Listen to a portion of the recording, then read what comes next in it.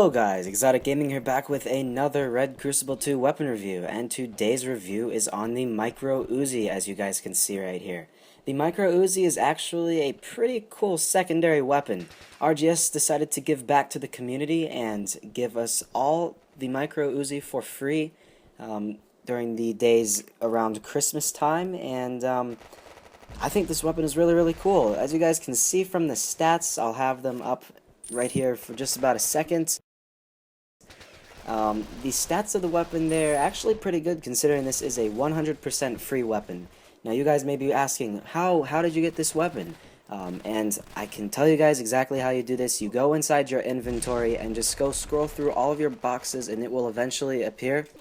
And it is pretty cool. I mean, it has 322 damage and 15 rate per second, so it's 3 shots to take somebody out. The huge problem with this weapon is the fact that it has the highest recoil out of any weapon in this game, with the possible exception of the Saiga 12. The recoil in this thing is insane.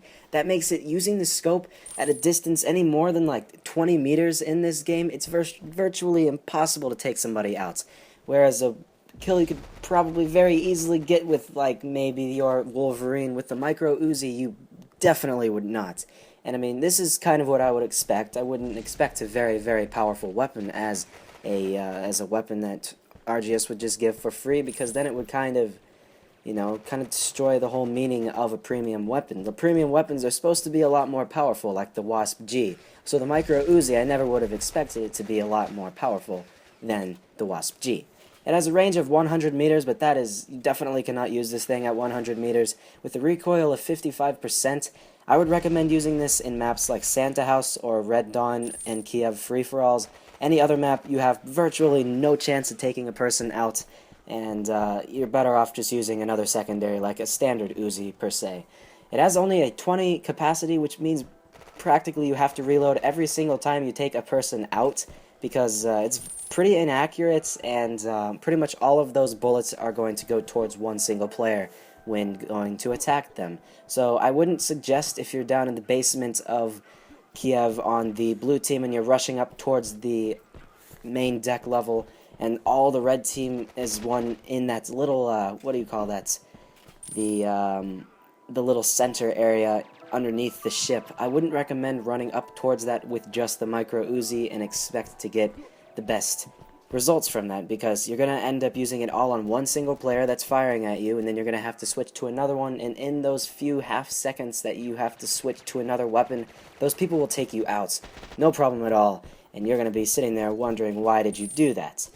The weapon, though, it looks really cool. I'm really happy that this thing actually looks cool. In the main screen, I was kind of a little worried at what the heck this thing was going to look like, but when you see your character holding it, you know, he's just kind of chilling around with one hand on the actual trigger. It's pretty cool. But that is also what you would expect with the 55% recoil. I would figure if RGS redesigned this weapon and they had it so you held the weapon with both hands, it would have a lot less recoil. I was fortunate enough to actually shoot this weapon in real life. My father does have this, a Micro Uzi. He also has a Mini Uzi as well.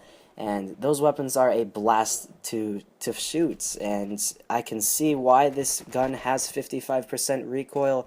The recoil in the gun that I shot had that much. It was impossible to hold that thing with one hand, so the character that's in RC2 is very strong wrist-wise to be able to hold the gun and actually be able to control the recoil and everything, so props to you, whoever the RGS character thing is. But anyways, the Micro Uzi, it's a secondary weapon. Hopefully they never put this as a primary weapon, because if it is, I never would ever recommend using this as a primary weapon. It's just fun to use.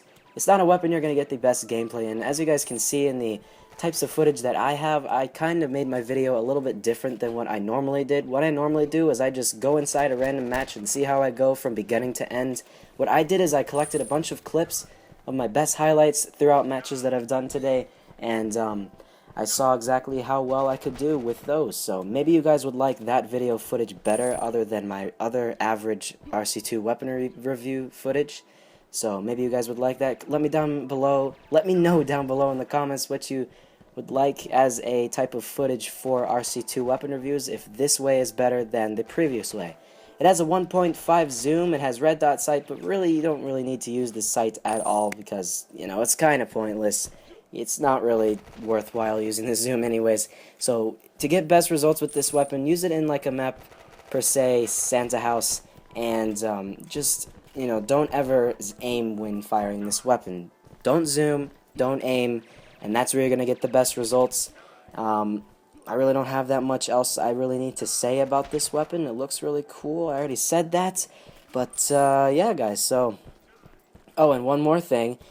If you never really like this weapon and you just hate to get rid of it, you can sell the weapon. I do want to point that out. I'm not entirely sure how long this will last, but last time I checked, only a few minutes ago, you have been able to sell this weapon for 6,000 HP, mind you. That's kind of a lot. You can sell that weapon and you're already 1/5 of the way towards the AK-47 per se. So, you know, you might want to sell this weapon if you're not good at it at all. So there's always an option there. I kind of like that with something like, per se, the Kukri. That was another free weapon they had. You can't really sell it because you won't get it for anything back.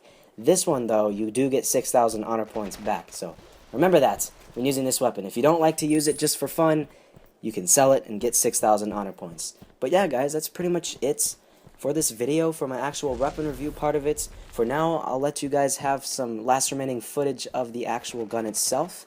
But, yeah, guys, be sure to check out all of my other weapon reviews if you haven't already, and let me know down in the comments which other ones you'd like me to review next. Thank you guys for watching, and I will see you guys in the next one.